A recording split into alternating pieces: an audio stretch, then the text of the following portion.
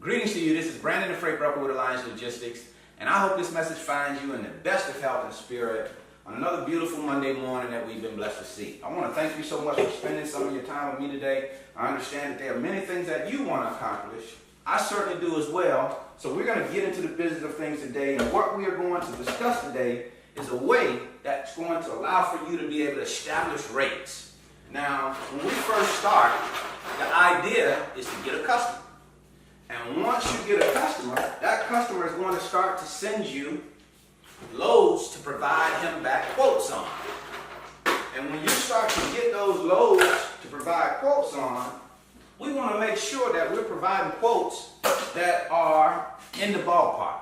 Not necessarily quotes that are going to win every single load that you bid on, because that's not going to happen, but quotes that are going to be competitive. We don't want to send a quote back and it be completely off of the map. We want to be on the map at the very least. So we're going to show you a way that you can provide quotes, and it's not going to cost you any money to go into this particular software or that software in order to try and find out how to do it. I'm going to give you a free resource on DAT. DAT Trend Lines is a free resource that will help you start to establish your freight rate. Now again, we said help you start your freight rate because it's not exact. It's a median average. So that means some loads are going to cost more than the median average and some are going to cost less than that average.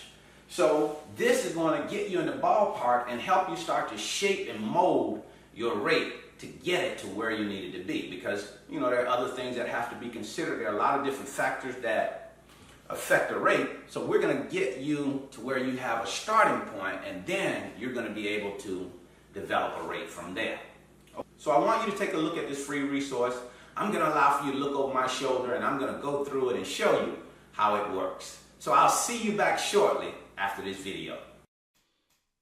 So I want to share with you a free resource that you can use to kind of help you establish rates.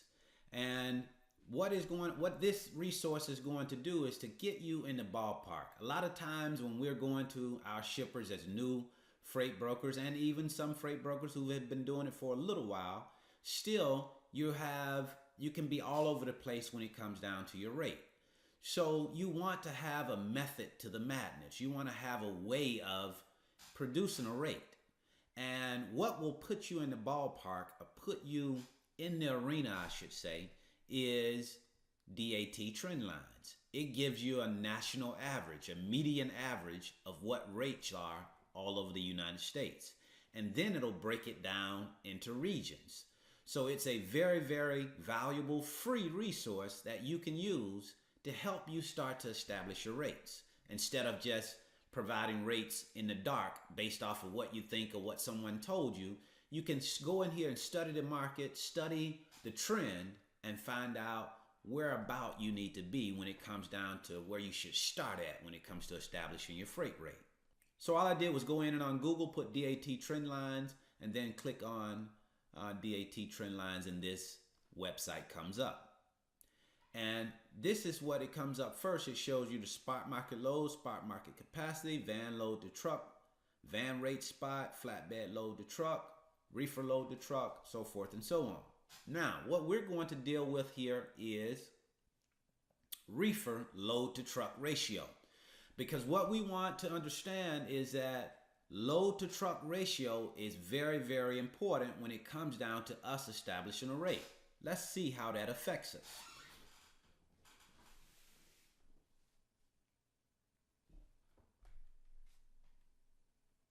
Okay, so it gives us here the map of the US, and it shows us in August what the load to truck ratios. In the dark areas, it means that there were more loads than trucks, like for San Diego, New Mexico, Illinois. Load to truck is 12 plus. That means that there are more loads than there are trucks. And when you have more loads than trucks, then the load is going to be more expensive. the truck can hold out because he has more loads to choose from, and prices are going to go up because of that. So understanding load to truck ratio is very, very important. Now, let's take a look at, okay, here the opposite is true. There's 0 to 2.2 load to truck ratio. If you go over here and put Georgia load to truck, 2.3 to 5.5, but let's go here. Florida load to truck is 0 to 2.2. Now, everybody knows that it's hard to get out of Florida because there are not as many loads. And when there's not as many loads and there are as many trucks, then the price goes down. It's because you have a whole lot of trucks trying to get the loads that are available. So that makes the price go down. So in these areas, you're going to notice that prices are not going to be as high as it would in the darker areas where you have more loads. So anytime you have more loads than trucks, the prices are going to be higher. And when you have less loads and more trucks, then the price is going to be lower. So that's why it's so important that we understand load to truck ratio. And we can go out here on this free resource, free website through DAT, and get an idea of what your load to truck ratios are in the different areas. Very, very important to utilize this resource. Okay, let's take a look at the national rates. I just clicked on national rates. We're waiting for it to load. And it's going to show us the national rates throughout the U.S. In the West, the Midwest, Northeast, so forth and so on. It's going to give us a dollar cost of what the per mile rate is in these areas. And again, this is the national average. That means that some rates are going to be more, some rates are going to be less, but it gives us somewhere to start, somewhere for us to start to establish our rate. Now, different factors are going to affect the rate, and it's going to increase the rate or make the rate go down. We just have to understand what those factors are and how to apply them to increase or decrease the rate. But it's definitely going to give us somewhere to start. Let's take a look at what it says here. National reefer rate jumps 8 cents. Reefer rates jumped 8 cents per mile in the week before Hurricane Irma, after Hurricane Harvey. Supply chain disruptions and an increase in fuel prices bumped the national reefer rate up to $2.18 per mile. Now, nationally, the rates have increased. So that means something has happened. As we see here, Hurricane Irma, and we have some fuel prices that spiked because of the hurricane. So the rates went up. Okay. So understanding and being able to come back and read this information and take advantage of it to apply rates moving forward is definitely important. Now, the same factors may not be present next week, so those rates may increase or decrease because of different factors. We have to be able to look at those factors and decide what rate is going to be based on market, based on those factors. So that's important, very, very important. So these are the national rates. So now let's get even more specific and deal with specific areas. For instance, the Southeast. In the Southeastern region, it's going to go in and tell us something about that region, what's going on in that market, and help us to determine what a rate should be. Okay, let's look at the information that it's given us. Atlanta rates gain 6 cents, may rise more before Irma hits. Okay, August 27th through September 2nd. This report comes out every Wednesday. August 27th was Wednesday, so every Wednesday this report is going to renew. Outbound reefer rates rose 6 cents in Atlanta last week as freight hubs in the Southeast helped to restock markets in Arkansas, Louisiana, and Oklahoma that are usually served out of Houston.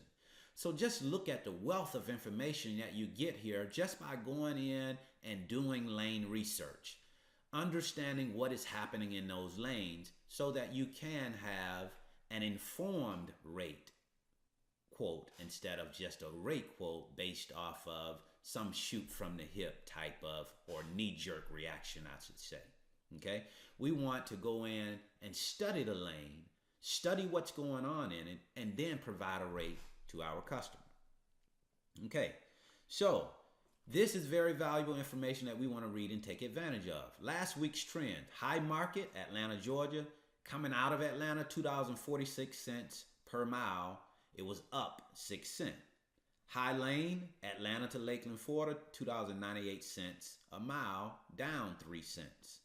Now, anytime you look over here and it says low market, Lakeland, Florida, $1.24 a mile, as we showed in the reefer demand capacity, coming out of Florida, there are going to be more trucks than loads, so those loads are not going to be as expensive coming out of Florida. So going into Florida is where you want to make your money, because coming out, you're not going to make a whole lot of money usually because of the market, because of how the rate is affected from there not being a whole lot of loads coming out. So truck capacity is very, very important. So again, we're looking at the Southeast. In this case, this was showing us Atlanta. It said low lane, Lakeland to Chicago. So out of Florida to Chicago, it was $1.09 per mile. So this is giving us valuable information to be able to come up with a rate in these particular lanes. All right. So also I do some stuff out of the Midwest. I'm going to go in and look at the Midwest, and we'll take a look at that as well. Let's see what it's saying. Chicago rates jumped 33 cents. August 27 to September 2nd, harvests are underway in the Midwest. Rates in Chicago jumped 33 cents per mile, while prices in Green Bay added 13 cents. In Grand Rapids, prices declined 9 cents per mile. So again, this is valuable information telling us about the harvests are underway. And now the rates have jumped 33 cents. That means that there are more loads available. And when there are more loads available and not as many trucks, the rates are going to increase. Okay? So we want to be on top of that type of stuff. We want to be able to quote rates and be able to give rates based on market conditions, based on what is going on, to make sure that we are closer to where we need to be. Okay? Now, we've shared with you reefer demand and capacity, where we talked about the load to truck ratio. We've talked about national rates and there being a median average. Of course, some rates are going to be higher than that. Some rates are going to be lower, but it gives us a national average. And then it gives us a region, what's happening in the Southeast, South Central, Northeast, and the West, and gives us a particular region and what is going on in that region. All of this information is free. So we definitely want to take advantage of this free information and use it to come up with a rate that's going to work for you, your shipper, and your carrier. Have a great day.